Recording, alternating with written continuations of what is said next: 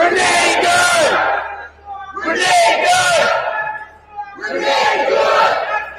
Grenade good! Justice for grenade good! Justice for grenade good! Hands up! Hands up! Don't shoot! Don't shoot! Don't shoot! Don't shoot! Don't shoot!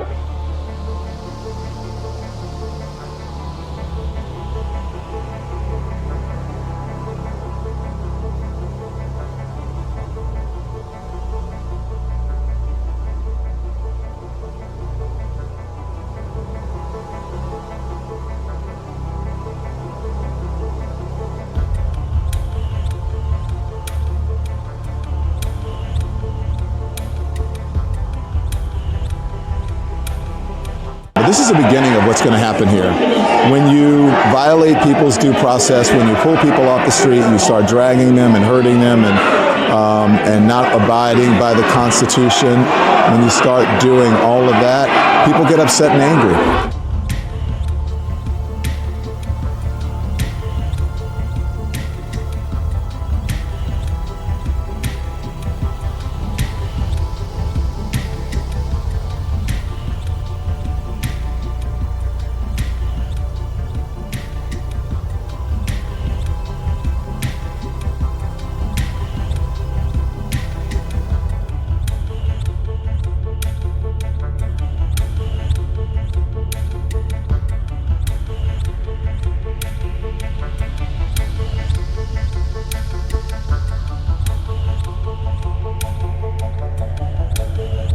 What do you think of this? I mean, this is unacceptable. It's shameful. It's shameful to interrupt a public gathering of Christians in worship. So, but there were folks who will say, I have to take care of my flock. Okay, but listen, we live there's a Constitution and the First Amendment to freedom of speech and freedom to assemble and protest. Yeah. We're here to worship. We're here to worship Jesus because that's the hope of these cities. That's the hope of the world is Jesus Christ.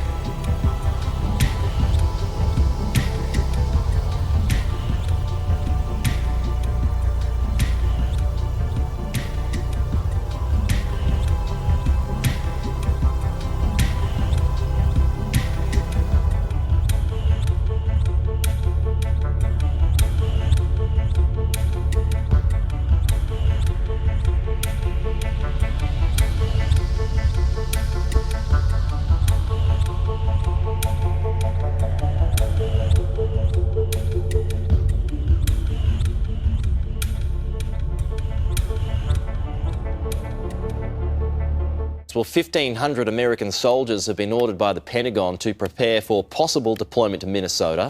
That's according to a defence official. State officials have also mobilised the National Guard to assist with tasks such as crowd control and support for law enforcement. The Minneapolis Mayor Jacob Frey believes the act is to intimidate the state's residents. I don't think Holman understands the basic dynamic as to how stuff works in Minnesota here. But the bottom line is, as we know, this is not about safety. It's not about crime. This is about intimidation. And in Minneapolis, we're not going to be intimidated. The boost in troops comes in the wake of a shooting involving ICE agents in the American state.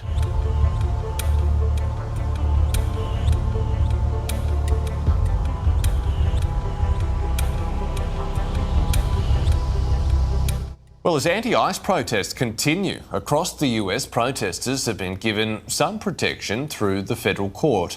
A new ruling limits the powers of ICE to detain and use tear gas on protesters who are not obstructing officers. In a new ruling Friday, a federal judge in Minnesota bars immigration agents in Minneapolis from detaining or using tear gas on protesters who are not obstructing authorities. District Judge Kate Menendez's injunction is in response to a lawsuit filed on behalf of 6 Minnesota activists back in December.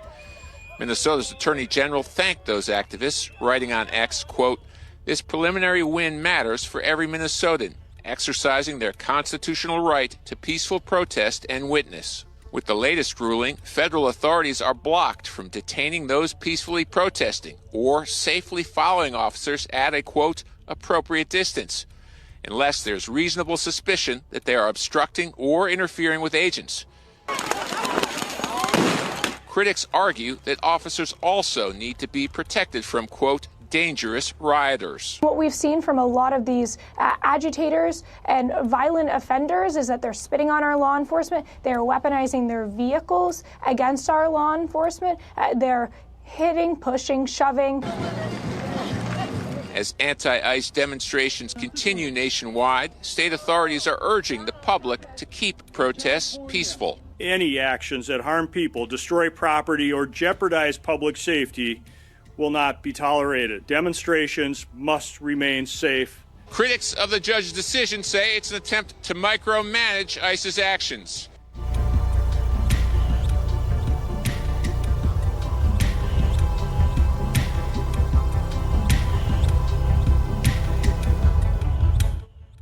Authorities in the US Midwestern city of Minneapolis have been dealing with more protests this weekend. There's been unrest since the fatal shooting of 37-year-old mum Renee Good.